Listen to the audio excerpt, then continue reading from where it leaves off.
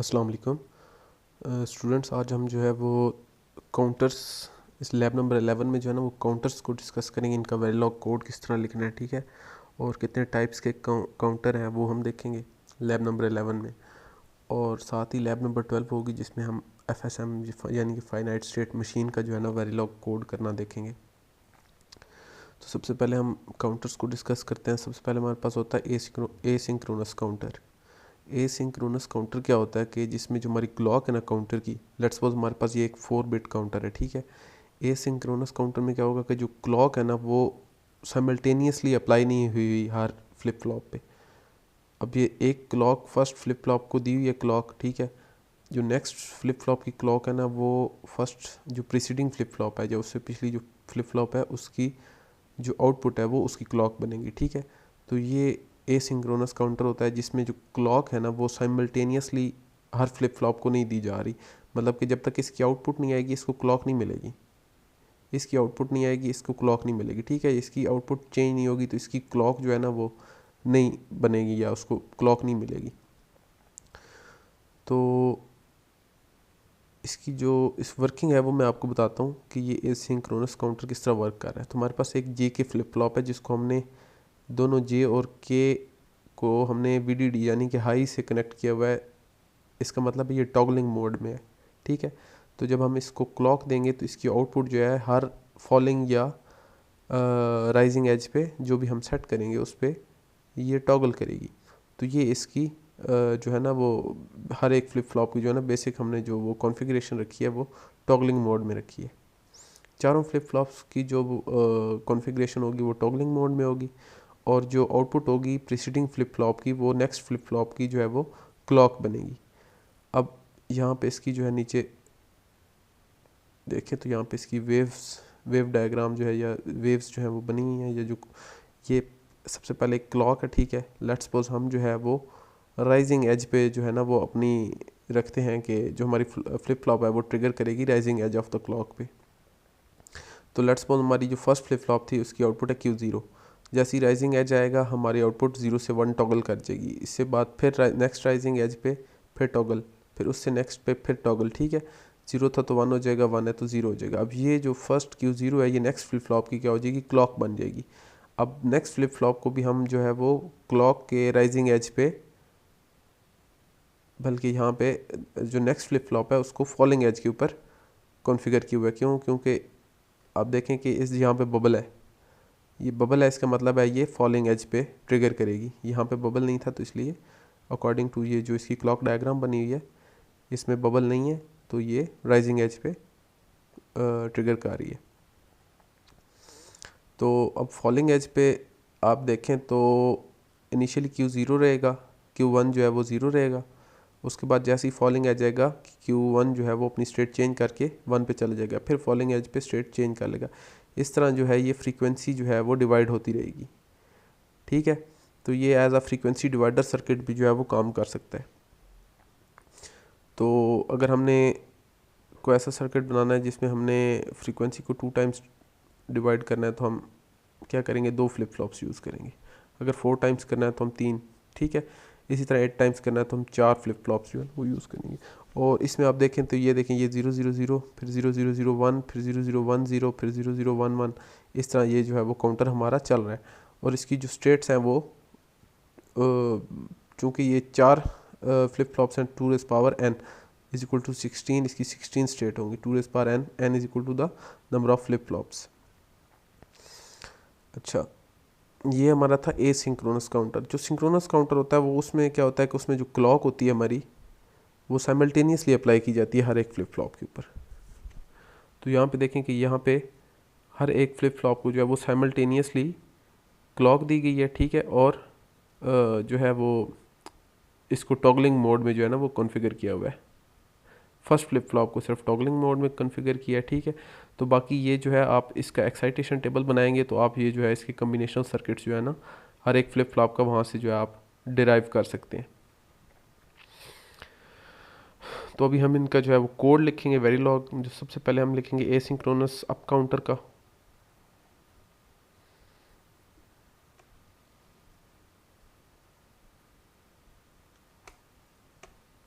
तो ये हमने ए सिंक्रोनस अप काउंटर का जो है वो कोड लिखा है, ठीक है। जिसमें हमारे पास क्लॉक है, रीसेट है और काउंट है। अब काउंट जो है आपको पता है वो 4 फ्लिप फ्लॉप होंगी, तो 4 बिट का है तो 4 बिट का होगा काउंट हमारा, क्योंकि 4 बिट का काउंटर है, ठीक है। तो हम इसको 4 बिट काउंट रखेंगे आउटपुट। और चूँकि हम बिहेवियरल मॉडलिंग यूज़ कर रहे हैं तो हम इसको रेक डिक्लेयर कर देंगे आउटपुट को। उसके बाद जो है वो हम देखते हैं कि अगर हम रीसेट करेंगे, ठीक है, तो हमारी ऑब्वियसली काउंट जो होगी वो 0 होगी। Free set is equal to 1, मतलब राइजिंग एज होगा। रीसेट जो है अगर वो 1 होगा तो हमारा जो आउटपुट होगी वो 0 रहेगी, हमारा जो काउंट होगा वो 0 रहेगा। ये रीसेट जो है सिर्फ हमारा जो है वो फर्स्ट फ्लिप फ्लॉप पे जो है वो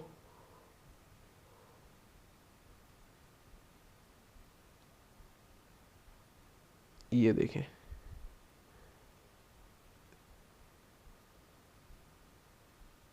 रीसेट जो है हम सिर्फ फर्स्ट फ्लिप फ्लॉप पे देखेंगे कि हमारा अगर फर्स्ट फ्लिप फ्लॉप जो है, क्यों, चूँकि हमारी ये फ्लिप फ्लॉप ट्रिगर होगी तभी हमारी अगली फ्लिप फ्लॉप्स जो हैं वो वर्क करेंगी ए सिंक्रोनस में। तो हम फर्स्ट सिंक्रोनस काउंटर जो फर्स्ट फ्लिप फ्लॉप है ए सिंक्रोनस काउंटर की, उसका अगर रीसेट जो है वो हाई रहेगा तो हमारा जो यहाँ पे आउटपुट है वो 0 ही रहेगी, ठीक है। तो जब तक ये कांस्टेंट 0 ही रहेगी तो हमारी अगली जो फ्लिप फ्लॉप है उसको क्लॉक नहीं मिलेगी, ठीक है। तो हमारी आउटपुट 0 ही रहेगी बेसिकली। तो जैसे ही हम इसको फर्स्ट फ्लिप फ्लॉप को इसका रीसेट क्लियर करेंगे तो हमारी आउटपुट यहाँ पे अगर 0 है तो वो 1 हो जाएगी, ठीक है। टॉगल कर जाएगी ये, चूँकि यहाँ पे इसको हमने क्लॉक दी हुई है। तो कोड में आप देखें तो सेम यही जो है मैंने सीक्वेंस रखा है कोड का। इसका एक सिंपल हम कोड देखेंगे वेरिलॉग में किस तरह करना है। तो ये चूँकि मैंने समझाने के लिए आपको इस तरह हर एक फ्लिप फ्लॉप का जो है ना वो बिट वाइज मैंने इसको जो है ना वो किया है, कोड किया है।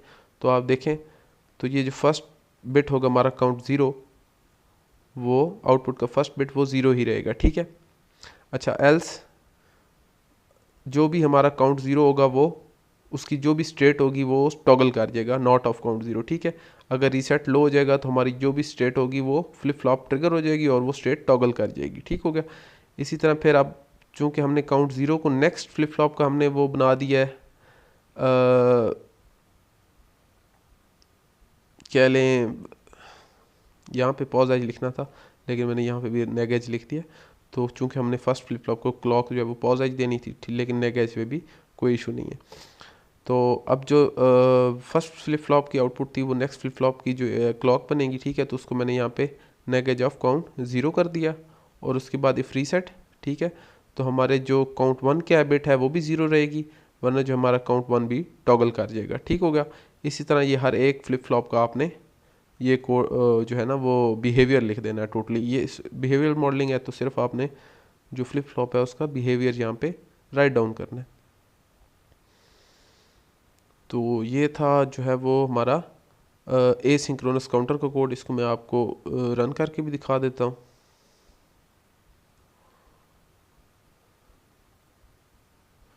ये इसका टेस्ट बेंच है, ठीक है। ये test bench a synchronous up count, ठीक होगा।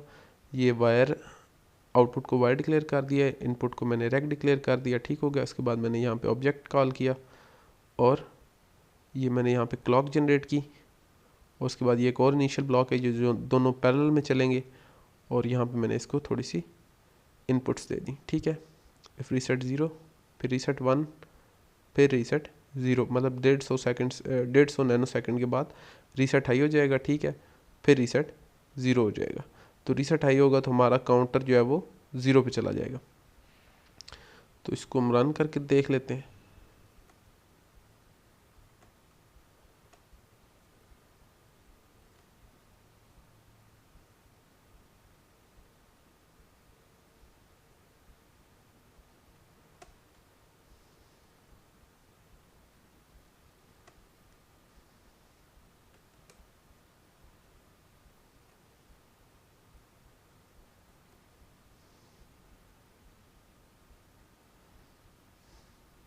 ठीक है, तो आप ये देखें ये काउंट कर रहा है 000 से 1 2 3 4 5 6, इस तरह ये काउंट करता रहेगा, ठीक है।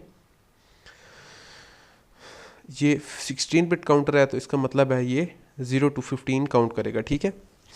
सॉरी 4 बिट काउंटर है, 16 बिट काउंटर नहीं, 4 बिट काउंटर है तो ये 16 तक 0 to 15 यानी कि 16 वैल्यूज़ को काउंट करेगा 0 से 15 तक। इसकी स्टेट्स जो हैं वो 16 होंगी। उसके बाद है जी सिंक्रोनस काउंटर। सिंक्रोनस काउंटर के लिए आप सिंपली ये कोड भी लिख सकते हैं, ठीक है। क्लॉक रीसेट काउंट, ठीक हो गया।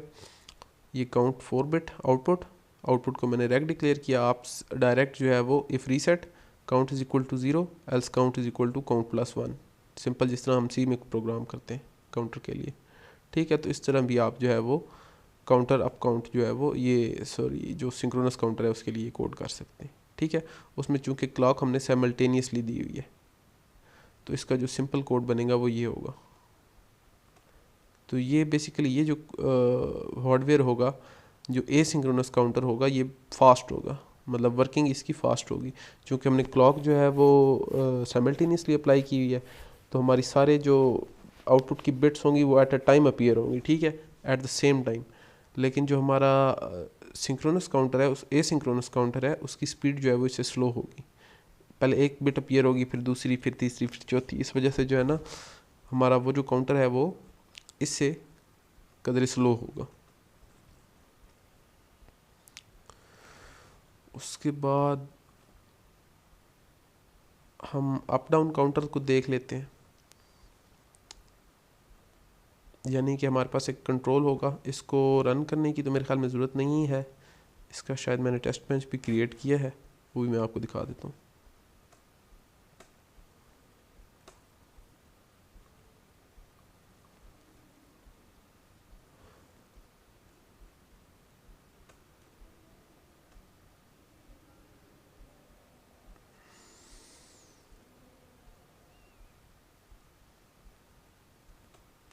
ठीक है, तो इसका भी मैंने टेस्ट बेंच जो है वो क्रिएट किया हुआ है। आप लोग इस तरह जो है वो सिंपली सेम वही आपने जो टेस्ट बेंच आप एसिंक्रोनस काउंटर के लिए लगाएंगे वही आपने सिर्फ आपने यहाँ पे जो ऑब्जेक्ट कॉल करना है वो आपने ख्याल रखना है कि आपने जो मॉड्यूल क्रिएट किया आप उसी का टेस्ट बेंच यहाँ पे कॉल करें, ठीक है। तो ये आप इसका जो है वो टेस्ट बेंच भी एक नज़र देख लें। तो ये दोनों कंपाइल्ड हैं, आपने इनको रन करके, बल्कि मैं इसको भी आपको रन करके दिखा देता हूँ।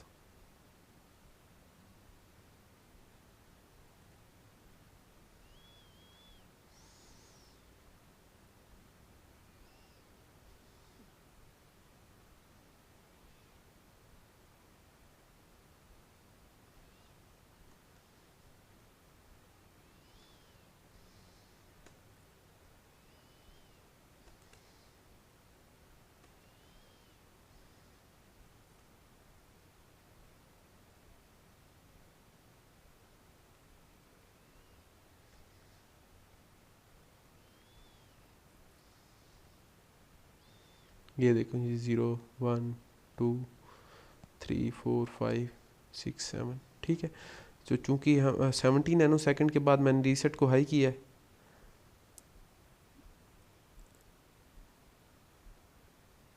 ये देखें 70 नैनो सेकंड के बाद रीसेट जो है हमारा हाई हो जाएगा, ठीक है। तो उसके बाद जो है हमारा काउंटर फिर 0 से स्टार्ट हो जाएगा। पहले रीसेट हाई था, ठीक है, 10 नैनो सेकंड के बाद रीसेट 0 हो गया, ठीक हो गया। फिर उसके बाद 70 नैनो सेकंड, मतलब कि 80 नैनो सेकंड पे जाके हमारा जो है वो काउंटर फिर से 0 से स्टार्ट हो जाएगा।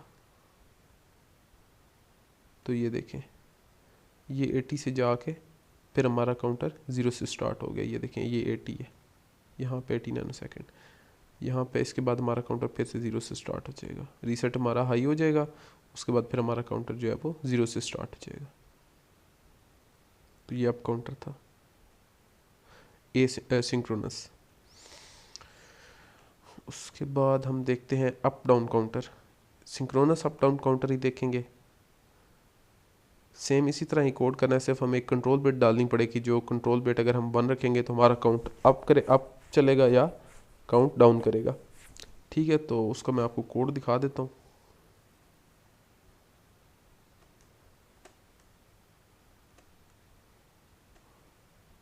तो जो अप डाउन काउंटर है वो है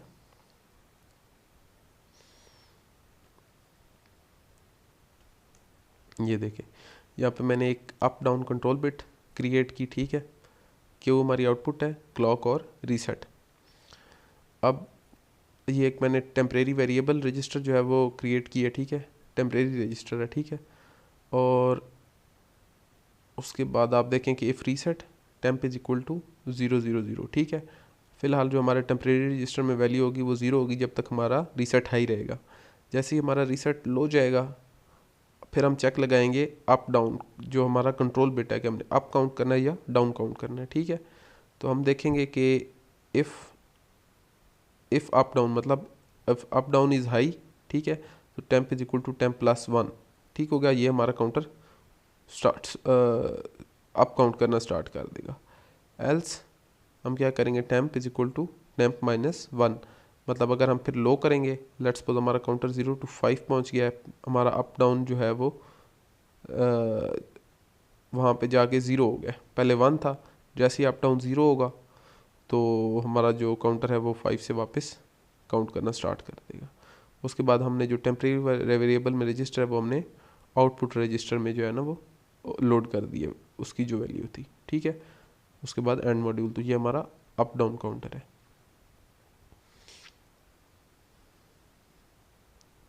ये कंपाइल्ड है, इसका मेरे ख्याल में मैंने टेस्ट बेंच नहीं क्रिएट किया, तो ये आपने खुद क्रिएट कर लेना है।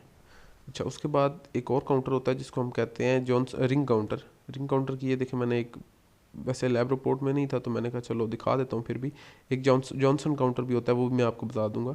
जो रिंग काउंटर होता है उसमें क्या होता है कि हमारी जो नेक्स्ट फ्लिप फ्लॉप होती है उसकी जो इनपुट है फर्स्ट फ्लिप फ्लॉप के बाद, जो मैं कह रहा हूँ फर्स्ट फ्लिप फ्लॉप के बाद जो नेक्स्ट फ्लिप फ्लॉप होगी उसकी इनपुट प्रीसीडिंग क्लॉक की जो आउटपुट होगी, ठीक है। इसी तरह फिर जब लास्ट पे पहुंचेंगे तो जो लास्ट फ्लिप फ्लॉप होगी उसकी जो आउटपुट होगी वो फर्स्ट फ्लिप फ्लॉप की इनपुट बन जाएगी, ठीक है। और इसमें एक और काम क्या होता है कि इसमें जो फर्स्ट फ्लिप फ्लॉप होती है, फर्स्ट फ्लिप फ्लॉप को आपने जो है ना वो फर्स्ट फ्लिप फ्लॉप को आपने एक प्रीसेट देना है, ठीक है, कि उसकी वैल्यू आउटपुट पे 1 रहे स्टार्ट में, ठीक है। उसके बाद जो है वो ये काउंटर जो है आप इसको क्लॉक प्रोवाइड करेंगे साइमल्टेनियसली, तो ये आपका काउंटर वर्क करेगा। और इस काउंटर की खास बात क्या होती है कि इसमें जितनी फ्लिप फ्लॉप्स हैं उतनी ही स्टेट्स होंगी। मतलब पहले तो था हमारी 4 फ्लिप फ्लॉप्स थी, हमारी 16 स्टेट्स थी, लेकिन यहाँ पे अगर 4 फ्लिप फ्लॉप्स है तो हमारी 4 ही स्टेट्स होंगी, ठीक है। तो आप देखें कि ये Q0 पे पहले 1 था, ठीक है, बाकी 0, ठीक है। फिर उसके बाद Q1 जब ये 0 हो गया Q0, उसके बाद Q1 जो है वो हाई हो जाएगा, Q1 हाई होने के बाद Q2 जो है वो हाई हो जाएगा, ठीक है। इस तरह ये जो है वो एक आप कह लें कि एक हमारी जो हाई स्टेट है वो ट्रेवल कर रही है। रिंग काउंटर, इसका मैं आपको कोड दिखा देता हूँ, इसकी वर्किंग जो है मैं नहीं बता रहा, वो कोई इतनी वैसे मुश्किल नहीं है। अगर आप इसका एक्साइटेशन टेबल देखें तो आपको वो समझ आ जाएगी कि फर्स्ट फ्लिप फ्लॉप में लेट्स सपोज आपने यहाँ पे प्रीसेट वैल्यू जो है वो 0 दी है, सॉरी प्रीसेट वैल्यू इसकी यहाँ पे 1 होगी, ठीक है। फिर उसके बाद इस यहाँ पे जो 1 होगा इसको समझ लें कि इस फ्लिप फ्लॉप की जो है वो इनपुट बन जाएगी, और इस फ्लिप फ्लॉप की इनिशियली आउटपुट 0 होगी, इसकी आउटपुट 0, इसकी इनपुट स्टेट बन जाएगी, वो 0 हो जाएगी। इस तरह वो रख के आपने सिर्फ फ्लिप फ्लॉप की जो है ना वो ट्रिगरिंग देखनी है, तो आपको वो एक्साइटेशन टेबल से समझ आ जाएगा कि हमारा Q0 जो है वो इनिशियली 10000 बन जाएगा। उसके बाद जो हमारा Q1 है वो जब हम इसको क्लॉक देंगे तो हमारा Q1 जो है वो बन जाएगा 0100, फिर 0010 और 0001। तो ये काइंड ऑफ रिंग काउंटर है, इसका मैं आपको कोड दिखा देता हूँ।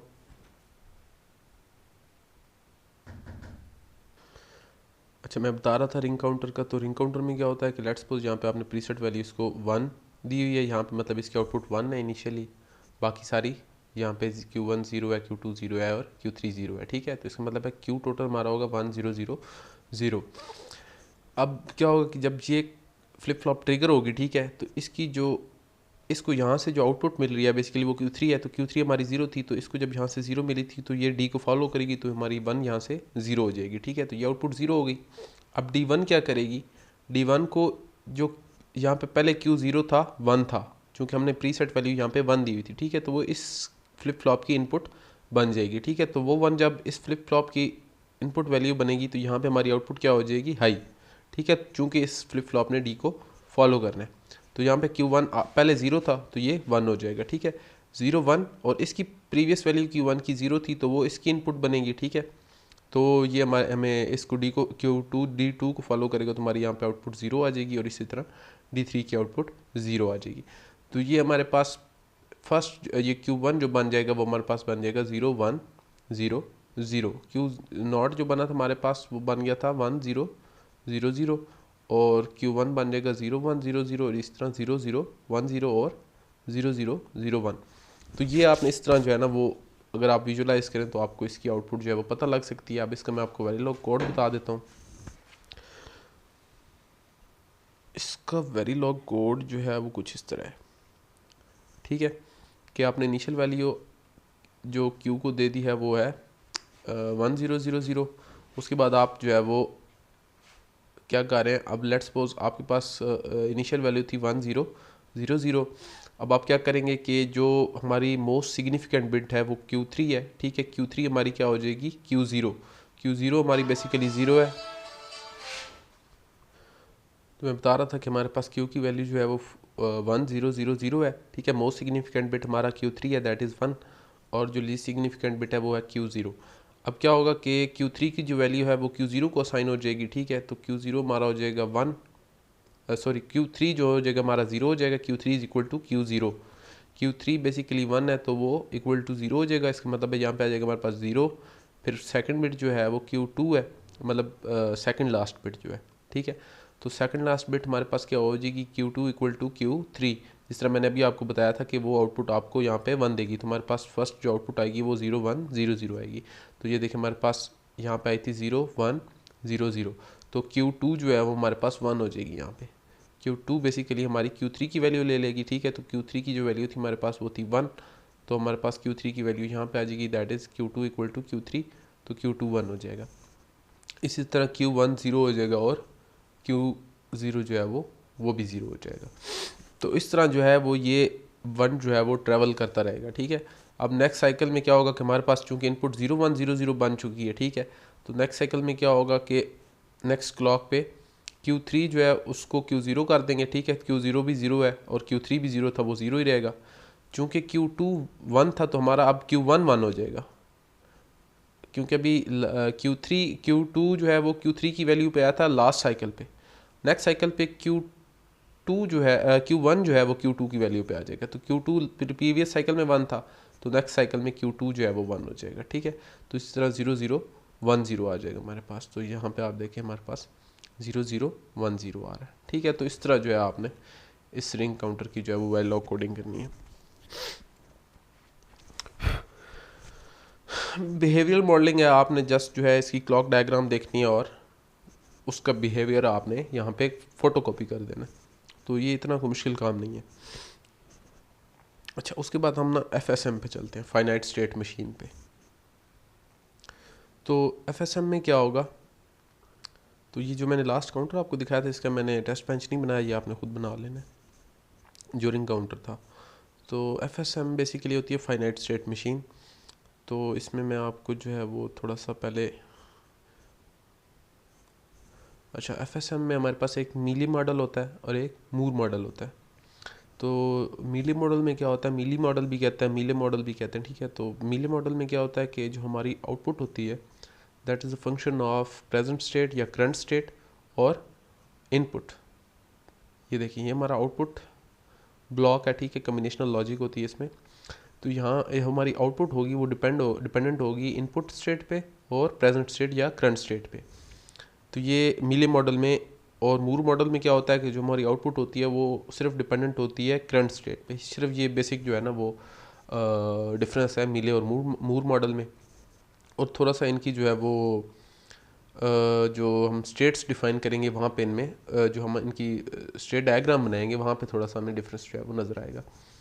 तो सबसे पहले हम मीले मॉडल देखते हैं। हम लेट्स सपोज हमने एक सीक्वेंस डिटेक्टर जो है ना वो बनाना है। सीक्वेंस डिटेक्टर क्या होता है कि लेट्स सपोज हमारे पास एक कोई स्ट्रीम आ रही है बिट्स की, और उसमें से हमने देखना है कि जैसे ही हमारे पास उस बिट्स की जो स्ट्रीम आ रही है उसमें जैसे ही हमारे पास 1101 अपीयर हो तो हमारा जो सीक्वेंस डिटेक्टर है वो हमें अलर्ट कर दे, ठीक है, उसकी एक कोई एलईडी लाइट है या कुछ अलार्म लगा हुआ है वो रेज हो जाए। तो उसके लिए हम एक फाइनाइट स्टेट मशीन डिज़ाइन करेंगे, ठीक है। उसके लिए हमने क्या किया, हम चूँकि हमारे पास यहाँ पे 4 बिट्स जो हमने डिटेक्ट करने हैं, ठीक है, तो हम इसकी 4 स्टेट्स लेंगे, ABCD या ST0, ST1, ST2 और ST3। अच्छा, अब होगा कि हमने चूंकि 1101 डिफ़ाइन करना है तो हम सबसे पहले जो है इसका फॉरवर्ड पाथ डिफ़ाइन करेंगे कि लेट्स, अच्छा, अब जो मीलियम मशीन होती है उसमें आपने सिर्फ जो सर्कल है, बबल है, इसके अंदर आपने सिर्फ स्टेट डिफ़ाइन करनी है, ठीक है। तो जब हम इसका फॉरवर्ड पाथ डिफ़ाइन करेंगे तो सबसे पहले लेट्स सपोज हमारे पास इनपुट सीक्वेंस इनपुट आती है, लेट्स सपोज सीक्वेंस में जो सीक्वेंस आ रहा है हमारे पास, उसमें हमारे पास जो बिट अपीयर होती है दैट इज़ 1। तो हमारा सीक्वेंस डिटेक्टर जो है वो फर्स्ट इनिशियल स्टेट पे था A पे, तो जैसे ही 1 अपीयर होगा तो ये B पे मूव कर जाएगा, ठीक है। फिर दोबारा 1 आएगा तो फिर दोबारा नेक्स्ट स्टेट पे मूव कर जाएगा, चूँकि लेकिन उस इन दोनों कंडीशंस में लेट्स सपोज A पे था, ठीक है, इनिशियल रीसेट कंडीशन में है, ठीक है, और इनिशियल स्टेट में। तो लेट्स सपोज हमारे पास जैसे ही 1 आएगा तो हमारी जो स्टेट है वो तो चेंज होगी लेकिन हमारी आउटपुट जो है वो ज़ीरो ही रहेगी, ठीक है। A से B मूव करेगा लेकिन जो हमारी आउटपुट है वो ज़ीरो ही रहेगी। इसी तरह नेक्स्ट स्टेट में भी हमारी आउटपुट ज़ीरो रहेगी लेकिन जैसे ही 1 अपीयर होगा ये नेक्स्ट स्टेट पे चला जाएगा। उसके बाद फिर 0 अपीयर होगा तो फिर उससे नेक्स्ट स्टेट पे चला जाएगा, और उसके बाद 1 अपीयर होगा तो वो मैं बताता हूँ कि आपने किस तरह देखना है। अच्छा, हम वापस आते हैं सेकंड स्टेट पे। सेकंड स्टेट पे हमारे पास 1 अपीयर हुआ था तो फर्स्ट स्टेट से हमारा सेकंड स्टेट पे आ गया, या ये A से B पे मूव कर गया। अब दो कंडीशंस हो सकती हैं, या बिट 1 आ सकती है या 0 आ सकती है। तो A पे था, अगर 1 आई तो वो नेक्स्ट पे मूव कर गया, लेकिन अगर 0 आएगी तो वो उसी स्टेट पे रहेगा A पे। ये देखें, ये जो एरो बता रहा है, ठीक है। तो 0 इनपुट पे आउटपुट 0 ही रहेगी लेकिन हमारी मशीन जो है वो इनिशियल स्टेट पे रहेगी। उसके बाद क्या होगा कि 1 आएगा तो वो नेक्स्ट स्टेट पे मूव कर जाएगा। अब स्टेट B पे हमारे पास दो कंडीशंस हैं। अब हमारे पास 1 आ चुका है, ये बॉक्स में देखें कि स्टेट 1 में हमारे पास 1 आ चुका है, ठीक है। अब तो अगर हमारे पास 1 आता है तो ये नेक्स्ट स्टेट पे मूव कर जाएगा, ठीक है। सेकंड कंडीशन क्या हो सकती है कि हमारे पास 0 आ सकता है, तो हम ये देखें 1 हमारे पास ऑलरेडी था तो अब आया 0। अगर तो 1 आता तो वो नेक्स्ट स्टेट पे मूव कर गया, ठीक है। तो 0 आया तो हमने क्या करना है, जो ये 0 है ना वो इस बॉक्स में कंपेयर करना है, ये ऑलरेडी हमारे पास था, ठीक है। तो इस लास्ट बिट को आपने इस बॉक्स से कंपेयर करना है। अगर तो ये इससे मैच हो रही है तो ये इसी स्टेट पे रहेगा, इस स्टेट पे, नहीं तो प्रीवियस स्टेट पे चला जाएगा। प्रीवियस स्टेट आपने मैच करना है, ठीक है, तो रीसेट स्टेट पे चला जाएगा। अब आप यहाँ पे आए, सी स्टेट पे देखें, सी स्टेट पे देखें तो हमारे पास 1 आ चुका है, यहाँ पे सी में हमारे पास 1 आ चुका है, ठीक है। अब थर्ड बिट क्या आनी है हमारे पास, 1 आनी है या 0 आनी है।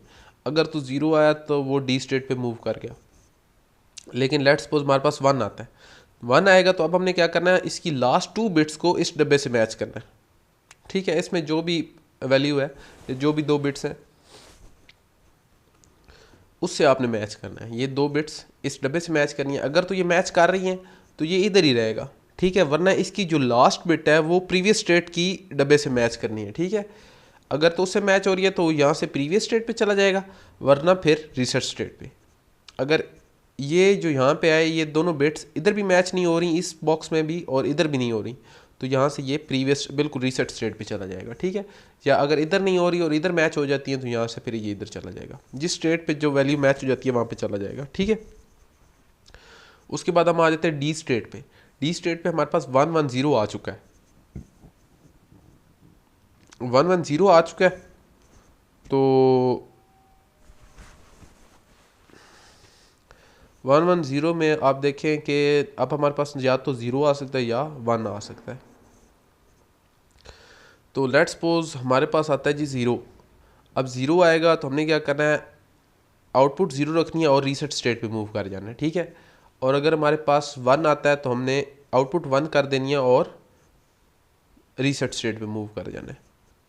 तो ये हमारे पास एक मीले मॉडल है उसके लिए, सीक्वेंस डिटेक्टर के लिए, जिसमें हम 4 बिट्स को डिटेक्ट करेंगे। जितनी बिट्स होंगी हम उतनी स्टेट्स इसमें डिफाइन करेंगे। अब चूँकि 4 स्टेट हैं, 2 फ्लिप फ्लॉप बनेगी, आप इसका एक्साइटेशन टेबल बना के आप इसका जो है वो आउटपुट लॉजिक जो कम्बिनेशनल लॉजिक होगा और जो इनपुट लॉजिक है वो आप बना सकते हैं एक्साइटेशन टेबल से। तो हम चूँकि एक्साइटेशन टेबल हमें ज़रूरत नहीं है, हम इधर से ही देख के हम इसका वेरिलॉग कोड कर लेंगे, ठीक है। जो इसकी स्टेट डायग्राम है तो वो मैं आपको नहीं दिखा रहा, ना मैं बना रहा हूँ। उसके बाद जो है वो इसका मैं आपको ना मीले मॉडल का ना वेरिलॉग कोड भी दिखा देता हूँ, या इसकी एक और हम डिस्कस कर लेते हैं इसकी एक और फॉर्म। अब लेट्स सपोज हमारे पास, मैंने वैसे बताया हमारे पास कोई सीक्वेंस आ रहा है बिट्स का, हमने उसको आइडेंटिफाई करना है कि लेट्स सपोज हमारे ये कम्युनिकेशन जो नेटवर्क्स होते हैं उसमें ये नॉर्मली सीक्वेंस डिटेक्टर्स यूज़ होते हैं, ठीक है। तो हमने कोई भी एक स्पेसिफिक सीक्वेंस, अगर हमें कोई मैसेज डिलीवर हुआ है तो अगर हम चाहते हैं कि हमें पता चल जाए कि हमें मैसेज डिलीवर हो गया, तो उसके बाद हमें कोई भी एक स्पेसिफिक सीक्वेंस जब डिलीवर होगा तो उसका मतलब है हमें एक स्पेसिफिक मैसेज डिलीवर हुआ है, ठीक है। तो इस तरह करके सीक्वेंस डिटेक्टर को आप कम्युनिकेशन में यूज़ कर सकते हैं। तो लेट्स सपोज हम चाहते हैं कि हम 1101 ही हम डिटेक्ट करें। अब 1 बिट ओवरलैप का क्या मतलब है, जो ऊपर वाला था वो उसमें ओवरलैपिंग नहीं थी। ओवरलैपिंग क्या होती है कि आप देखें कि यहाँ पे 1101 आया, ठीक है, हमारी आउटपुट 1 होगी, ठीक है। लेकिन अब जो ये लास्ट बिट था इसको हम नेक्स्ट जो हमने सीक्वेंस डिटेक्ट करना है उसका हम फर्स्ट बिट कर लें, मतलब ये जो लास्ट बिट है वो नेक्स्ट सीक्वेंस का फर्स्ट बिट बन जाए। जो हमने प्रीवियसली डायग्राम देखी है उसमें हम ये नहीं कर रहे थे, हम बस ये एक सीक्वेंस डिटेक्ट किया, उसके बाद फिर हम 1011 ये 10 पे हमारी 00 रहेगी, ठीक है, ये हमारा 1 हो जाएगा, ठीक है। उसके बाद हम फिर दोबारा जो है वो एक नया सीक्वेंस, यहाँ पे भी 0 रहेगा, ये जैसे मैंने यहाँ पे 1 कर दिया ना, तो प्रीवियस स्टेट में हमारा यहाँ पे भी 0 रहता और फिर 1101 ये सीक्वेंस डिटेक्ट हुआ, फिर यहाँ पे 1 होता, ठीक है। लेकिन अब चूँकि हम इस जो प्रीवियस सीक्वेंस था उसकी लास्ट बिट को हम नेक्स्ट सीक्वेंस की फर्स्ट बिट कंसिडर करें, तो ये देखें 1101, तो ये फिर हमारा 1 हो गया यहाँ पे आउटपुट, ठीक है। इसी तरह फिर हम इस प्रीवियस बिट सीक्वेंस की लास्ट बिट को हम नेक्स्ट सीक्वेंस की फर्स्ट बिट कंसिडर कर लें, तो ये 1101 फिर 1 हो जाएगा, ठीक है। तो अगर हमारे पास इस तरह का कुछ सिनारियो है तो हम क्या करेंगे, सेम उसी तरह हम एक फॉरवर्ड अपनी जो है वो ट्रैक जो है डिफाइन कर लेंगे, A to B, B to C और C से D। मतलब हमारे पास 1 आया आउटपुट 0, फिर 1 आया आउटपुट 0, C पे मूव कर गया, फिर 0 आया तो D पे मूव कर गया। तो अब A पे देखते हैं कि अगर हमारे पास 1 आता है तो वो नेक्स्ट स्टेट पे मूव कर जाता है, 0 आता है तो वो इसी स्टेट पे रहेगा, ठीक है। अब B पे जाके फिर वही फार्मूला लगाएंगे, ठीक है, कि B पे हमारे पास 1 आ चुका है। अब अगर हम देखें हमारे पास दोबारा 1 आए तो वो फॉरवर्ड मूव कर गया, अगर 0 आएगा तो हम इस से मैच करेंगे, ठीक है। 0 इससे मैच नहीं कर रहा, ठीक है, तो हम वापस प्रीवियस स्टेट पे चले जाएंगे। यहाँ पे हमारे पास 1 आ चुका है इस स्टेट पे, ठीक है। अब अगर 0 आता है तो नेक्स्ट स्टेट पे मूव कर गया, अगर 1 आएगा तो हम लास्ट 2 बिट, मतलब हमारे पास 1 था ऑलरेडी, फिर 1 आया तो हमारे पास 111 हो गया। अब उसमें से हम लास्ट 2 बिट्स को फिर कंपेयर करेंगे और देखेंगे कि अगर वो 1 से मैच हो रही है तो इसी स्टेट पे रहेगा, वरना प्रीवियस स्टेट से मैच करेंगे लास्ट बिट को, और अगर वो भी मैच नहीं हो रही तो फिर वहाँ से हम रीसेट स्टेट पे चले जाएंगे। अच्छा, अब डी पे जाके आप देखें तो डी पे आपने 1 बिट ओवरलैप में क्या करना है कि अगर हमारे पास 0 आता है तो हम यहाँ से रीसेट स्टेट पे चले जाएंगे, वापस आउटपुट हमारी 0 हो जाएगी। लेकिन अगर हमारे पास यहाँ पे 1 आ जाता है तो हम क्या करेंगे कि हम बजाय इसके कि हम वापस रीसेट स्टेट पे जाएं, हम यहाँ से फर्स्ट स्टेट पे मूव कर जाएंगे और आउटपुट हमारी 1 हो जाएगी। तो आप देखें कि उसके बाद हम फिर 0 आएगा और फिर 1 आएगा, तो फिर हमारे पास वो सीक्वेंस दोबारा सॉरी यहाँ पे हम सेकंड स्टेट पे आ गए, ठीक है, हमारे पास 1 आ चुका है, फिर उसके बाद दोबारा 1 आएगा तो हम इधर आ जाएंगे, तो फिर हमारे पास 1 आ जाएगा, फिर 0 आएगा तो हम इधर आ जाएंगे। इस तरह ये एक स्टेट मशीन आप खुद भी देख सकते हैं कि हम यहाँ से डी से बी स्टेट पे क्यों गए हैं। तो ये बेसिक लॉजिक है कि आपने अगर आपके पास 0 आता है तो आप यहाँ से ए पे मूव कर जाएंगे, अगर आपके पास 1 आता है तो आप 1 बिट स्टेट पे मूव कर जाएंगे। अच्छा, ये हमारे पास था 1 बिट ओवरलैप। इसी तरह 2 बिट ओवरलैप भी हो सकता है, ठीक है। तो वो डिपेंड करता है कि आपके पास कितनी स्टेट्स हैं और आपने इसको किस तरह डिज़ाइन करना है। तो अब मैं आपको इसका मीले मॉडल का ना वो दिखाता हूँ, वेरिलॉग कोड। अच्छा, मीले मॉडल में आपको पता है कि हमारे पास एक नेक्स्ट स्टेट होती है, ठीक है, एक फ्लिप फ्लॉप और मेमोरी ब्लॉक जिसको कहते हैं, और एक आउटपुट लॉजिक जो है, ठीक है। अब ये जो flip flop basically let's suppose flip flop है तो हमारे पास इसकी एक क्लॉक होगी, ठीक है। तो चूँकि हमने वेरिलॉग कोड में ये चीज़ें चाहिए तो इसलिए मैंने आपको दिखा दी हैं। 3 चीज़ें हमारे पास, 2 कम्बिनेशनल लॉजिक्स हैं और एक हमारे पास जो है वो मेमोरी ब्लॉक है, यानी कि फ्लिप फ्लॉप। मीले मॉडल, ठीक है, तो ये नो ओवरलैप है मीले मॉडल। अच्छा, मीले मॉडल में सॉरी यहाँ पे मीले लिख लेते हैं चूँकि मैंने मूर को ही एडिट किया था।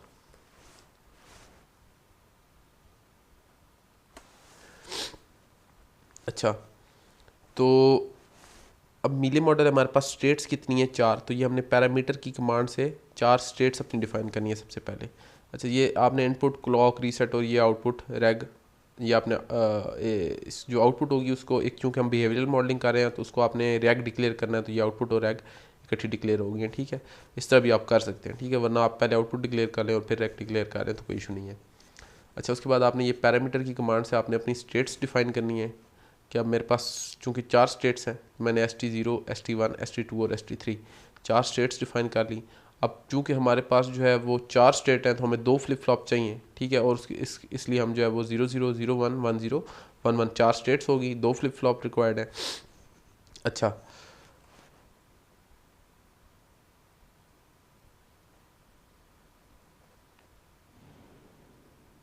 ये हमारे पास सबसे पहले हम जो है ना वो मेमोरी ब्लॉक का कोड लिखेंगे, ठीक है। मेमोरी ब्लॉक में हमारे पास चूँकि फ्लिप फ्लॉप है, ठीक है, तो हम क्या करेंगे, pos edge of the clock और पॉज एज ऑफ रीसेट, ये हमारे पास सिंक्रोनस रीसेट है, ठीक है। अब जैसे ही क्लॉक का पॉजिटिव एज जाएगा, ठीक है, अगर इफ़ रीसेट क्लॉक के पॉजिटिव एज पे हमने देखना है, जैसे ही क्लॉक का पॉजिटिव एज जाएगा, ठीक है, उसके बाद रीसेट का पॉजिटिव एज, ठीक है, चूँकि ये सिंक्रोनस रीसेट है, क्लॉक के पॉजिटिव एज पे डिपेंड कर रहा है, ठीक है। तो रीसेट जैसे ही क्लॉक का पॉजिटिव एज आए उसके बाद हम देखेंगे कि हमारे रीसेट हाई है, तो हम क्या करेंगे, हमारी करंट स्टेट जो है वो इक्वल टू ST0 हो जाएगी। रीसेट हाई होगा तो हमारा जो स्टेट होगी, यहाँ से आप देखें, चूँकि ये हमारी जो है वो ये हमारी करंट स्टेट है, प्रेजेंट स्टेट, ठीक है। तो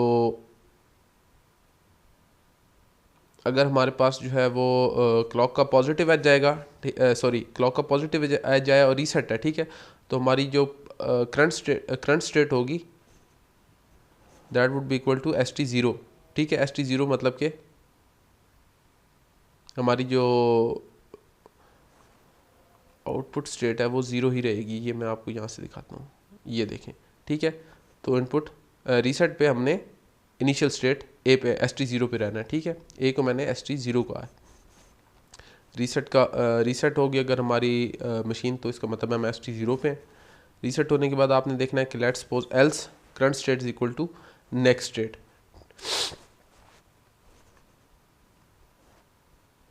अच्छा, अगर रीसेट नहीं है, अगर रीसेट नहीं है तो इसका मतलब क्या है कि हमारी जो फ्लिप फ्लॉप है उसकी जो आउटपुट है वो इनपुट को फॉलो करेगी, क्योंकि हम इस कंसिडर कर लेते हैं कि एक डी फ्लिप फ्लॉप है, ठीक है।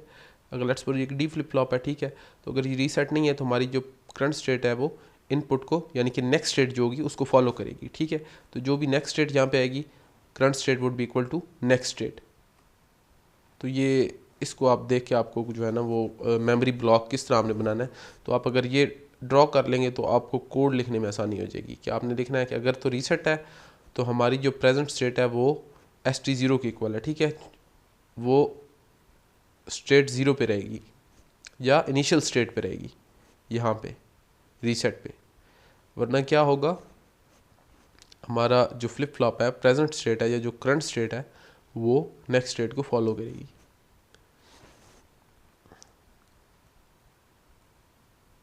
उसके बाद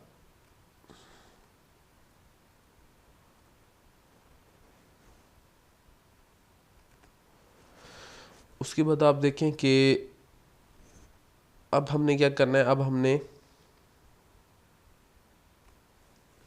अपना जो है वो नेक्स्ट स्टेट लॉजिक डिफाइन करना है।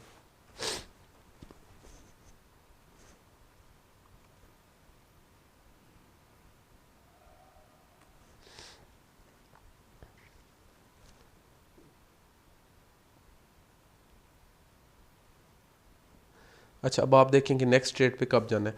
अब सिंपली आपने इसको देखना है, सॉरी हम, हाँ यही है, यही है, ये नॉन ओवरलैपिंग है, ठीक है। तो इसमें आपने देखना है आप स्टेट लॉजिक किस तरह आपने बनाना है कि आप देखें कि आप इनिशियली फर्स्ट स्टेट पे हैं, ठीक है। आपकी जो आउटपुट है वो डिपेंडेंट है अपॉन इनपुट और करंट स्टेट, ठीक है। तो अब आप देखें यहाँ पे मैंने इकट्ठा ही कोड लिखा हुआ है, थोड़ा सा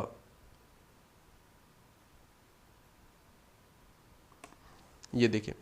अब आपने उस जो स्टेट डायग्राम है आप सिंपली उसको देख के चलना है, ठीक है। आपने यहाँ पे आपने always at the rate of current state और इनपुट, चूँकि हमारी जो आउटपुट है वो डिपेंडेंट है करंट स्टेट पे और इनपुट पे, ठीक है।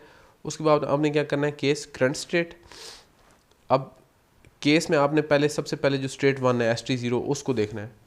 अब स्टेट ज़ीरो जो है उसमें आप देखें कि अगर हमारे पास ज़ीरो है, सिर्फ आपने उस स्टेट को यहाँ पे कॉपी पेस्ट कर देना है।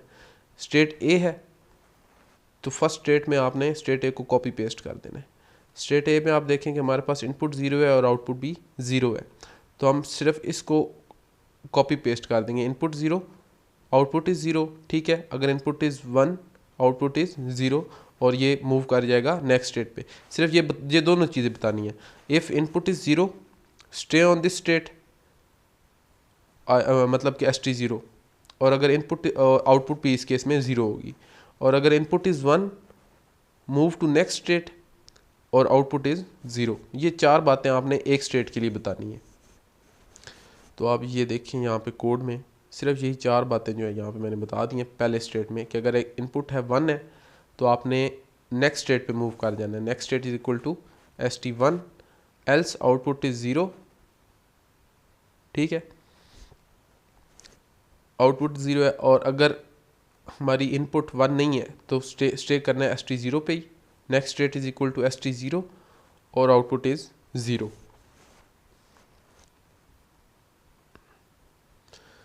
तो सिंपली आपने इस डायग्राम को देख के जो है ना ये सारी कोडिंग करनी है, ठीक है। अब आप स्टेट बी पे आ जाएंगे, ST1 पे, ठीक है। आपने यहाँ पे देखना है कि इनपुट वन है तो हमने मूव करना है नेक्स्ट स्टेट पे, ठीक है। और अगर इनपुट वन नहीं है तो हम प्रीवियस स्टेट यानी कि ST0 पे मूव कर जाएंगे। सिर्फ आपने स्टेट्स का नाम बता जाना है कि अगर input is one, next state is equal to ST2, मतलब कि ST1 से ST2 पे मूव कर जाएं, और अगर वन नहीं है तो आप ST0 पे चलेंगे। तो ये देखें इस केस में आपने क्या करना है, साथ आपने इसमें चूँकि जो आउटपुट है वो इनपुट पे डिपेंडेंट रहती है तो इसलिए हम यहाँ पे साथ ही इसकी आउटपुट भी बता रहे हैं। If input is equal to one, next state is equal to ST2, output is zero, ठीक है। वन आएगा तो नेक्स्ट स्टेट पे मूव कर जाएगा, आउटपुट ज़ीरो होगी। अगर वन नहीं आएगा तो प्रीवियस स्टेट, सॉरी ये नहीं बताना था, ऊपर वाली स्टेट है ST1, ST0 हो गई थी, अच्छा ST1 बता रहा था, ठीक है। ST1 पे आ गए, ठीक है। तो नेक्स्ट स्टेट ST2 पे मूव कर जाएगा, वरना प्रीवियस स्टेट पे ST1 पे मूव नहीं करना, ST0 पे मूव करना। आई थिंक यहाँ पे मैंने भी थोड़ी गलती की हुई है।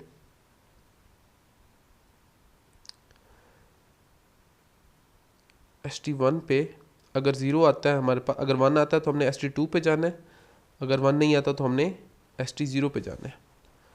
तो हम यहाँ पे ST0 लिखेंगे, यहाँ पे हमने ST0 पे मूव करना है,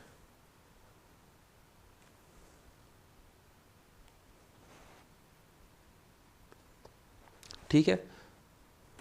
अच्छा उसके बाद क्या करना है, और आउटपुट हमारी ज़ीरो ही रहेगी। उसके बाद हमारे पास आ जाती है स्टेट थ्री यानी कि सी पे आप देखें तो आप देखें कि हमारे पास इनपुट अगर ज़ीरो है तो हम नेक्स्ट स्टेट पे मूव कर रहे हैं, और अगर इनपुट वन है तो हम ST2 पे ही स्टे कर रहे हैं, ठीक है। तो अगर इनपुट ज़ीरो है तो हम नेक्स्ट स्टेट ST3 पे मूव कर जाएंगे, आउटपुट ज़ीरो रहेगी। वरना हम क्या करेंगे, हम next state equal to ST2, हमारी ST2 ही रहेगी, हम उसी स्टेट पे रहेंगे, ठीक है। और आउटपुट ज़ीरो रहेगी। इसी तरह आपने ST3 को डिफ़ाइन कर देना है, और ये यहाँ पे आपकी जो है वो फाइनाइट स्टेट मशीन का जो है वो कोड कंप्लीट हो जाएगा इसके बाद, ठीक है। तो आपने जो इफ़ के बाद ये बिगिन और एंड स्टेटमेंट जो है ना ये लाजमी लगानी है। अगर इफ़ के बाद आप बिगिन और एंड स्टेटमेंट नहीं लगाएंगे तो ये सिर्फ इस जो है ना नेक्स्ट लाइन को सिर्फ कंसिडर करता है, उससे नेक्स्ट लाइन को वो कंसिडर नहीं करता इफ़ स्टेटमेंट जो होती है, ठीक है। तो अगर आपने इन दोनों कंडीशंस को इफ़ स्टेटमेंट के साथ लगाना है तो आपको बिगिन और एंड लगाना पड़ेगा। तो ये हमारे पास मीली मॉडल है। अब इसी को अगर आपने ओवरलैप में करना है तो वो भी सिंपली आपने जो है वो एक आध स्टेट ही चेंज करनी है, ठीक है। जिस तरह मेरे ख्याल में मैंने ये ओवरलैप के लिए चेंज किया था, इसलिए मैंने वो थोड़ी सी इसमें मिस्टेक की हुई थी। तो आपने ओवरलैप के लिए अगर चेंज करना है तो आपने सिर्फ एक आध स्टेट को चेंज करना है। मेरे ख्याल में लास्ट जो स्टेट है ना, बाकी सेम है, सिर्फ लास्ट स्टेट में अगर हमारे पास इनपुट जो है वो 1 आती है तो हम क्या करेंगे, वहाँ से ST1 पे मूव कर देंगे बजाय ST0 पे मूव करने की। सिर्फ ये एक चेंजिंग करनी है कोड में, सिंपल सी। तो उसके बाद आपका जो है वो कोड ओवरलैप 1 बिट ओवरलैप में सीक्वेंस डिटेक्टर के लिए जो है ना वो कन्वर्ट हो जाएगा, ठीक है। इसको मैं आपको रन करके भी दिखा देता हूँ, अगर मैंने इसका टेस्ट बेंच बनाया है तो। नहीं, मैंने मीले का टेस्ट बेंच नहीं बनाया, ये आपने खुद बनाना है। मूर का मैंने बनाया है, मैं वो आपको रन करके भी दिखा दूँगा। तो ये हमारे पास मूर मशीन है। अब मूर मशीन में आपको बताता हूँ कि वो क्या होती है। तो ये हमारे पास मूर मॉडल है, सेम उसी सीक्वेंस डिटेक्टर के लिए, नो ओवरलैप। तो ये हमारे पास स्टेट्स कितनी होंगी, n+1, ठीक है। जितने हमारे पास बिट्स हैं उसमें हमने +1 कर देना। 4 बिट्स हैं तो हम 5 स्टेट्स लेंगे, ठीक है। इसमें क्या होता है कि जो हमारा आउटपुट होती है वो इंडिपेंडेंट होती है इनपुट से, ठीक है। तो हम सिर्फ डिपेंडेंट होती है स्टेट पे, नेक्स्ट स्टेट पे या करंट स्टेट पे, सॉरी नेक्स्ट स्टेट पे नहीं, करंट स्टेट पे। जो आउटपुट होती है वो सिर्फ करंट स्टेट पे डिपेंडेंट होती है, ठीक है। तो इसलिए हम इसको करंट स्टेट के साथ लिखेंगे, ये ब्लॉक इस जो हमारा बबल है इसके अंदर, ठीक है। तो यहाँ पे स्टेट ए, साथ नीचे आउटपुट 0। अगर इनपुट 0 आएगी तो यहीं पे रहेगा, इनपुट 1 आएगी जो नेक्स्ट स्टेट पे चला जाएगा और आउटपुट हमारी 0 रहेगी, ठीक है। ये थोड़ा सा डिफरेंस है इनकी सिर्फ स्टेट डायग्राम की, जो वो समझ ले रिप्रेजेंटेशन में। उसके बाद 1 आएगा तो नेक्स्ट स्टेट पे, ये सेम उसी तरह जो है आपने कोड करना है, ठीक है। अब आप जब चौथे ये देखना नीचे ब्लॉक बने हुए हैं कि यहाँ अगर लेट्स सपोज यहाँ पे 1 आया, नेक्स्ट स्टेट पे आ गया बी पे, आउटपुट 0 थी। अब आपने देखना है कि यहाँ पे मेरे पास 1 आ चुका है, नेक्स्ट अगर 1 आएगा तो इधर मूव कर जाएगा नेक्स्ट स्टेट पे। अगर 0 आता है तो आपने इसको इस बॉक्स के साथ कंपेयर करना है। नहीं हो रहा तो यहाँ से आप वापस प्रीवियस स्टेट पे चले जाएंगे, ठीक है। लास्ट बिट को आपने इधर कंपेयर करना है। अब यहाँ पे आप देखें इस स्टेट पे हमारे पास 1 आ चुका है, तो ये बॉक्स में मैंने लिख दिया। अब 1 आ चुका है, नेक्स्ट हमारे पास क्या आने के चांसेस हैं, 1 या 0। 0 आएगा तो नेक्स्ट स्टेट पे चला गया, 1 आएगा तो क्या होगा कि जो लास्ट 2 बिट हैं वो हमने इस डब्बे के साथ कंपेयर करनी है। अगर कंपेयर हो जाती हैं तो ठीक है, यहीं पे रहेगा। अगर नहीं होती तो हम इसकी इन तीनों में से जो लास्ट होगी उसको हम प्रीवियस 1 बिट के साथ मैच करेंगे। अगर उधर हो जाती है तो ठीक, वरना वहाँ से रीसेट, ठीक है। तो चूँकि हमारी ये दोनों मैच हो रही हैं तो हम यहीं पे रहेंगे, ठीक है। उसके बाद हम यहाँ पे आ गए। अब यहाँ पे हमारे पास 110 आ चुका है, 110 आ चुका है। तो हमने क्या करना है कि 1 आएगा तो फॉरवर्ड मूव कर जाना है, ठीक है। अगर 0 आएगा तो हम क्या करेंगे, ये 3 बिट्स हैं इनको हम इन 3 के साथ मैच करेंगे। अगर तो ये मैच हो रही हैं तो हम यहीं पे रहेंगे तीनों। अगर नहीं हो रही तो फिर हम इसके बाद 2 देखेंगे, 2 बिट्स लास्ट 2 प्रीवियस 2 के साथ मैच करेंगे। नहीं हो रही, देखें यहाँ पे लास्ट 2 0 0 है और यहाँ पे 1 1 है, नहीं हो रही, इधर भी नहीं जाएंगे। फिर हम लास्ट को 1 बिट के साथ मैच करेंगे, नहीं हो रही, इधर 0 है इधर 1 है, तो यहाँ से फिर हम वापस रीसेट पे चले जाएंगे, ठीक है। तो ये थोड़ा सा आपने ये साथ बॉक्स बना लेंगे तो आपको थोड़ा सा इजी हो जाएगा, ठीक है, मशीन ये मीले मॉडल बनाना सीक्वेंस डिटेक्टर के लिए। अच्छा, उसके बाद आपके पास है जी ई पे आप आ गया। अगर फिर आपके पास अब आपके पास 1 1 0 1 आएगा तो आप ई पे मूव कर जाएंगे, ठीक है। अब ई पे जाके आपकी आउटपुट 1 हो चुकी है, ठीक है, ई स्टेट पे। और उसके बाद लेट्स सपोज आपके पास आता है 0। अब आप 0 इसमें क्या करेंगे, जो लास्ट ये जो है ना बिट, इसको आपने 1 बिट स्टेट के साथ कंपेयर करना है। इसकी जो लास्ट स्टेट है ना उसके बाद जो इनपुट आएगी, उसके बाद उसका जो लास्ट बिट होगा 0 को आपने 1 बिट स्टेट के साथ मैच करना है। अगर तो 0 है, ठीक है, 0 है, 1 बिट स्टेट के साथ मैच नहीं हो रहा तो आप यहाँ से, क्योंकि हमारे पास वहाँ पे 1 है, ठीक है, तो आप यहाँ से वापस रीसेट पे मूव कर जाएंगे। अगर हमारे पास 1 आता है तो इसको आप देखें, ये 1 बिट स्टेट के साथ मैच करें तो ये यहाँ से 1 पे चला जाएगा, मैच हो रहा है, ठीक है। तो ST1 पे आ गया। तो ये हमारे पास मूर मॉडल है, ठीक है। इसी तरह आप इसका जो है वो 1 बिट ओवरलैप भी बना सकते हैं, ठीक है। 1 बिट ओवरलैप में आपने सिर्फ करना क्या है कि आपने एंड पे आके आपने सिर्फ ये मैच करना है कि आपने जो इसमें नो ओवरलैप में आपने क्या किया था, सिर्फ 1 बिट को आपने लास्ट बिट को आपने 1 बिट स्टेट के साथ मैच किया था। 1 बिट ओवरलैप में आप क्या करेंगे, लास्ट 2 बिट्स को आप 2 बिट स्टेट के साथ मैच करेंगे 1 बिट ओवरलैप में मूर मॉडल के लिए। तो यहाँ पे आप एंड पे देखें तो ये हमारे पास 1101 आ चुका है, ठीक है। अगर हमारे पास 1 आता है तो अब आप ये देखें, आप ये आखिरी दो को 2 बिट स्टेट के साथ कंपेयर करें। 11 तो ये अगर 1 आएगा तो ये यहाँ पे आ जाएगा 2 बिट स्टेट पे, और अगर 0 आता है तो फिर आप नहीं मैच हो रहा तो आप लास्ट बिट को फिर उससे प्रीवियस बिट के साथ मैच करेंगे, और वो भी नहीं मैच हो रही तो वहाँ से आप रीसेट पे चले जाएंगे। ये देखिए, तो ये सिंपल सी एक जो है वो सीक्वेंस डिटेक्टर की एग्जांपल थी, जिसको मैंने 2-3 डिफरेंट मेथड से आपको जो है वो स्टेट डायग्राम उसकी दिखाई है। अब मूर की जो है वो 9 बिट ओवरलैप मैं आपको दिखा देता हूँ। ये देखिए, ये मेरे पास सेम उसी तरह मैंने स्टेट डिफाइन कर दी। मेरे पास 5 स्टेट हैं 0 से 4, ठीक हो गया। अब चूंकि हमारे पास स्टेट 5 है तो हमारे पास जो करंट स्टेट और नेक्स्ट स्टेट होंगी वो 3 बिट की होंगी, ठीक है। क्यों? क्योंकि हमारे पास जो अगर 2 बिट होंगे तो वो 4 स्टेट्स बनेंगी ना, तो 3 बिट होंगे तो हमारे पास 8 स्टेट्स बनेंगी। तो हमारे पास चूंकि 5 है तो हम 3 स्टेट्स बनाएंगे और हमारे पास 3 ही फ्लिप फ्लॉप्स आएंगी। अच्छा, उसके बाद ये उसी तरह आपने मेमोरी ब्लॉक सेम उसी तरह जिस तरह मैंने आपको बताया था उसका मिले का, सेम उसी तरह ये मेमोरी ब्लॉक डिफाइन कर देने। अब उसमें जो नेक्स्ट स्टेट लॉजिक है और जो आउटपुट है वो हमने अलग अलग डिफाइन करने हैं, ठीक है। अब इसमें आप देखें कि नेक्स्ट स्टेट आपने क्या करना है, next state is dependent on current state और इनपुट, ठीक है। उसके बाद क्रिएट केस करंट स्टेट। अच्छा, अब यहाँ पे आप देखें कि नेक्स्ट स्टेट लॉजिक जो था हमारा, ये करंट स्टेट और इनपुट पे डिपेंडेंट होता है नेक्स्ट स्टेट लॉजिक, ठीक है। तो हमने इसलिए सेंसिटिविटी लिस्ट में यहाँ पे करंट स्टेट और इनपुट रखा। उसके बाद case current state, case current state. अच्छा, अब यहाँ पे आप देखें कि ये स्टेट 0 बिगिन।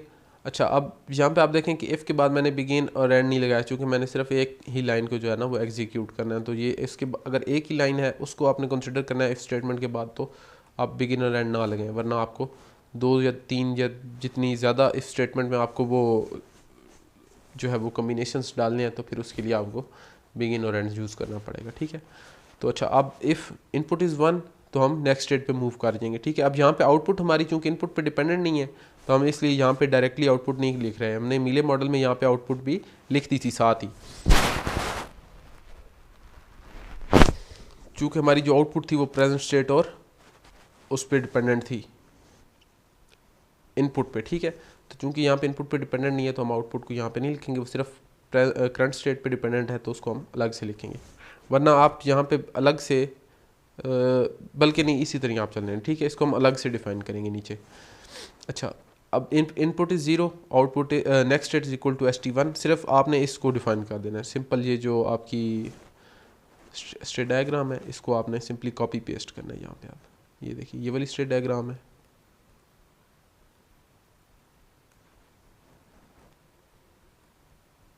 ये वाली, ठीक है।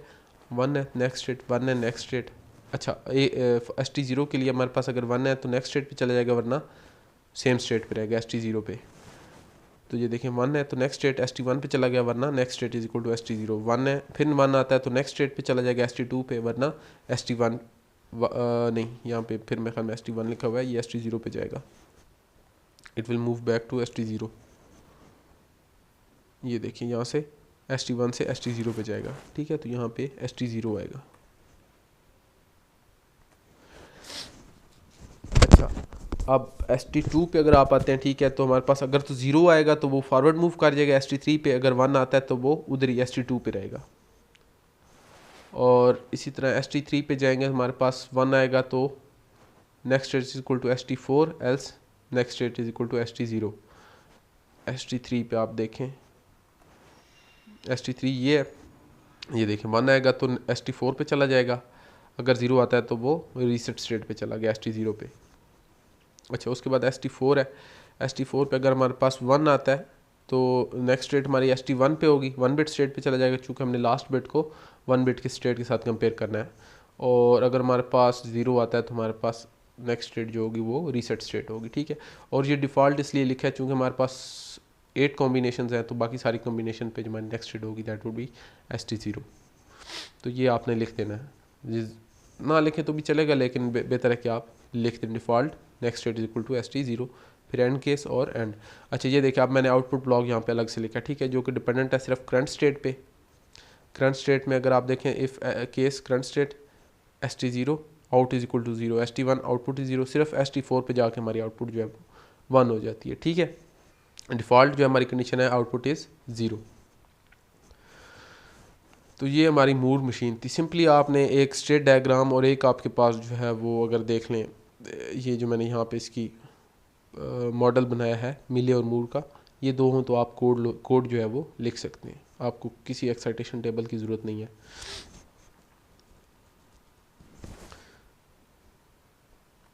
तो इसको मैं आपको रन करके और इसका मैं आपको रिज़ल्ट भी दिखा देता हूँ।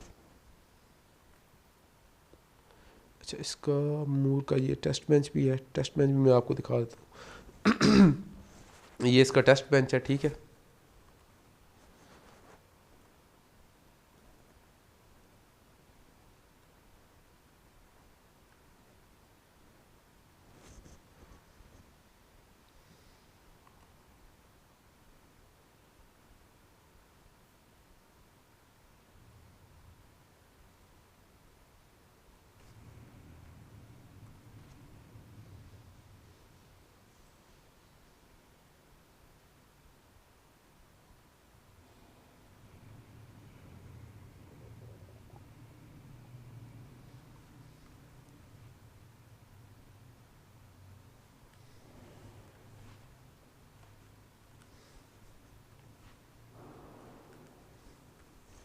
ठीक है, तो यहाँ पे देखें हमारा सीक्वेंस स्टार्ट हो जाएगा ऑलमोस्ट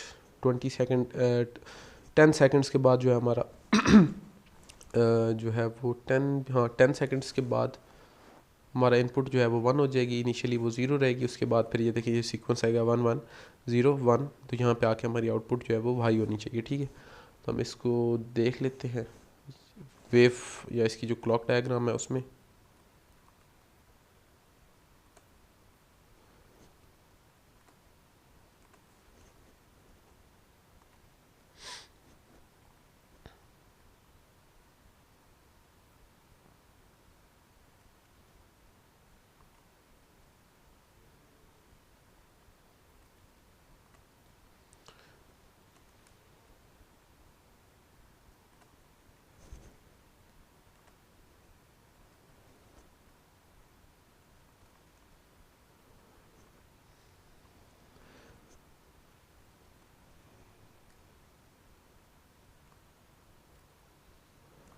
ठीक है, तो ये हमारी इनपुट है, यहाँ पे ये देखिए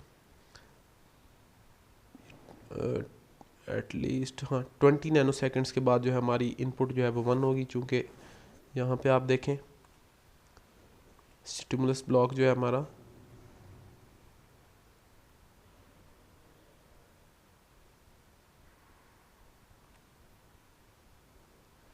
ये वाला जो है ये हमारा स्टिमुलस ब्लॉक है।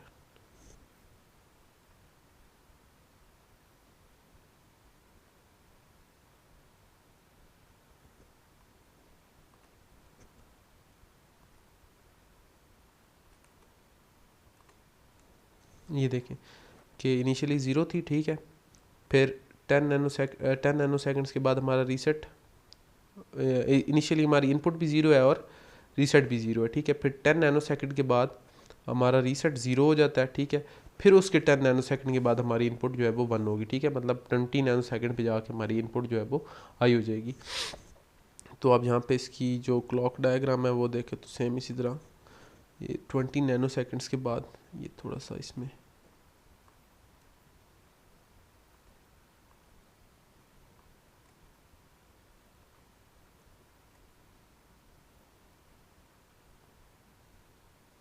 ठीक है। तो ये देखिए 20 नैनो सेकेंड्स, ये 20 नैनो सेकेंड्स है, ठीक है। उसके बाद हमारी इनपुट जो है यहाँ पे जाके देखिए 1 होगी, फिर 10 नैनो सेकेंड्स के बाद ये इनपुट जो है वो चेंज हो रही है, ठीक है। 10 नैनो सेकेंड इनपुट 1 थी, फिर 10 नैनो सेकेंड्स के बाद फिर इनपुट 1 ही रही, ठीक है। फिर 10 नैनो सेकेंड्स के बाद इनपुट 0 हो गई, ठीक है। फिर 10 नैनो सेकेंड्स के बाद इनपुट 1 होगी, ठीक है। तो अब देखिए यहाँ पे 1 हो गई थी, लेकिन चूंकि हमने pos edge of the clock पे रखा हुआ है, ठीक है, आउटपुट जो है हमारी, तो आउटपुट डिपेंडेंट है pos edge of the clock आएगा तब जाकर हमारी आउटपुट क्लॉक के पॉजिटिव एज पे, ये क्लॉक है ऊपर, तो क्लॉक का पॉजिटिव एज आया हमारी आउटपुट 1 होगी, ठीक है, क्योंकि हमारा यहाँ पे 1 1 0 1 यहाँ पे हमारा जो है वो सीक्वेंस डिटेक्ट हो गया, ठीक है। फिर उसके बाद जो हमारा pos edge of the clock आएगा उस पर हमारी आउटपुट जो है वापस ज़ीरो हो जाएगी। ठीक है। तो ये हमारी जो है वो मूर मशीन था। इसी आप जो है वो जो हमारा स्टिमुलस हमने डिज़ाइन किया, ये जो हमने टेस्ट बेंचेस का डिज़ाइन किया, यही आप मीले के लिए जो है वो ट्राई आउट कर सकते हैं और उसका रिज़ल्ट जो है आप देख सकते हैं। सिर्फ आपने यहाँ पे जो ऑब्जेक्ट है वो मीले मॉड्यूल का जो है ना वो उसके लिए जो आपने मॉड्यूल क्रिएट किया उसका आपने कॉल करना है। ठीक है। तो ये हमारी जो है वो लैब नंबर 12 थी FSM। तो होपफुली आपको जो है वो वेरीलॉग कोड लिखना FSM का आ गया होगा इंशाल्लाह। तो एक मैं इंशाल्लाह 13th लैब में आपके लिए जो है वो एक डेमो लेके आऊँगा FPGA का। ठीक है। तो वो आपके लिए उसकी लैब रिपोर्ट वगैरह नहीं होगी, जस्ट आपने उसको वॉच आउट करना होगा। ठीक है। तो वो इंशाल्लाह नेक्स्ट वीक में जो है वो आपको मिल जाएगा डेमो। आपने देख लेना है कि आपने FPGA को किस तरह जो है वो कंप्यूटर के साथ आपने उसको इंटरफेस करना है और उसको आपने ऑपरेट करना है।